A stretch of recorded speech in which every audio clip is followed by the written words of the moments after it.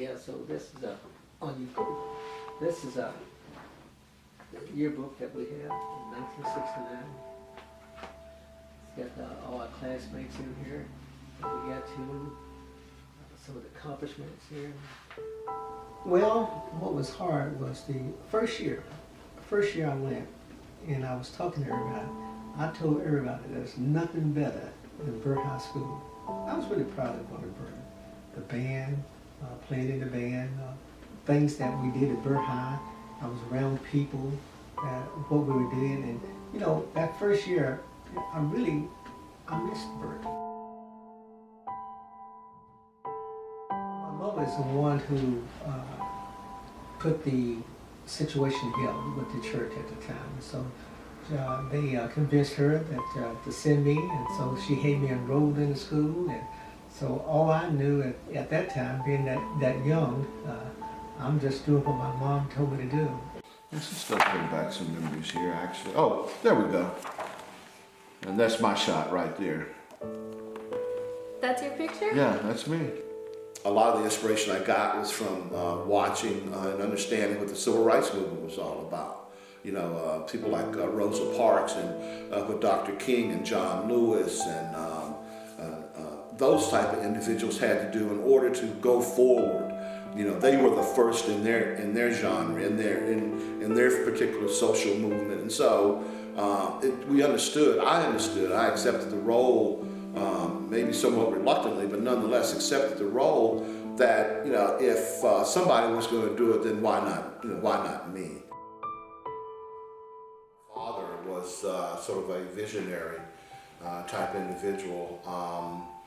He recognized that you know, African Americans would have to take part and should be allowed to take part in the educational process, and so it was decided by my mom and my dad that I would go to Greenwood Junior High School.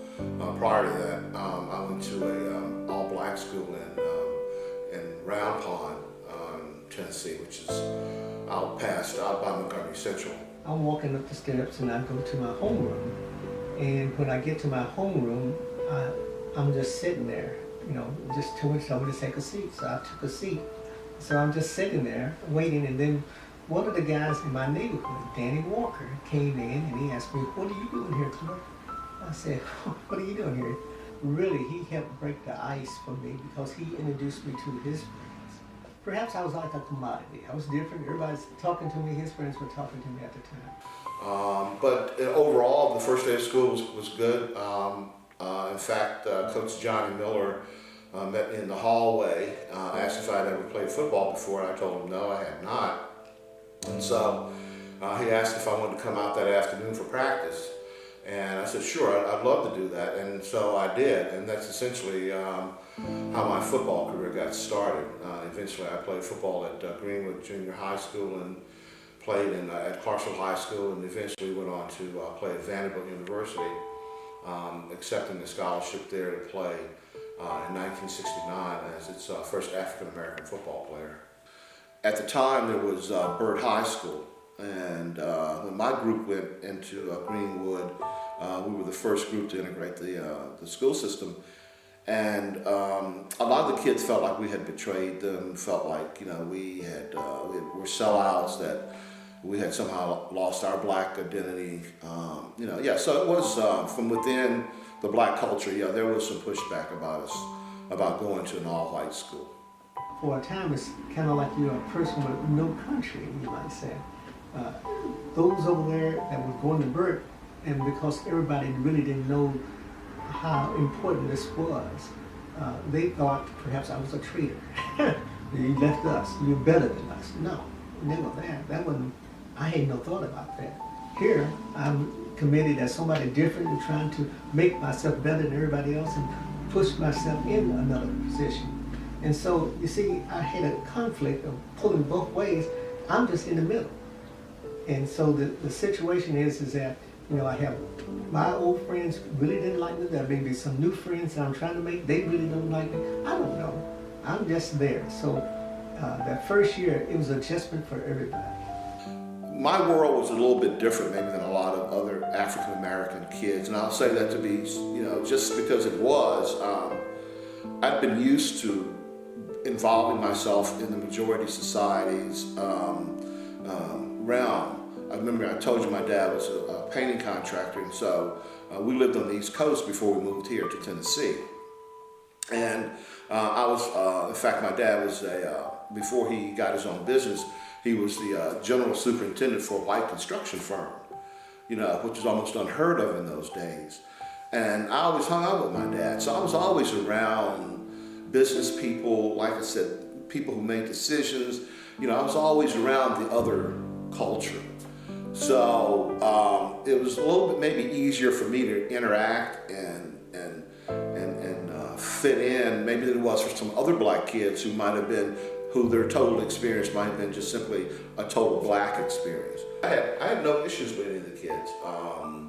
A lot of us actually played summer baseball together, so there was interaction between the races. I met really good people like John Carney. John and I are still really good friends now, and he's the local district attorney. And John and I played football together from junior high school through high school, all the way to Vanderbilt. And it's sort of like at Vanderbilt is where we get the other part of the story in terms of how treatment went. Even the first day that I went to school, there was nobody else standing outside here in Clarksville with signs saying don't go in, the door been blocked. We didn't have any of that. I mean, it was to some extent a smooth transition. We didn't have to go through crowds or push our way through, have somebody escort us to the class. And as I mentioned, for me, I walk out school, go out the back door at school, because once I went out the back door, I could see my house right across the street. I just walk across the street and I'm at home. And so that was no major problems for me. I mean, and being in all fairness, some kids did not adjust very well to going to an all-white school. I don't know whether it was because they didn't want to be there or whether it was a different dynamic in the cultures. I'm not certain what it was. But for the majority of us, I mean, we were able to fit in and able to make our mark, either socially, academically, athletically, whichever the dynamic may have been. For the most part, it worked out for us.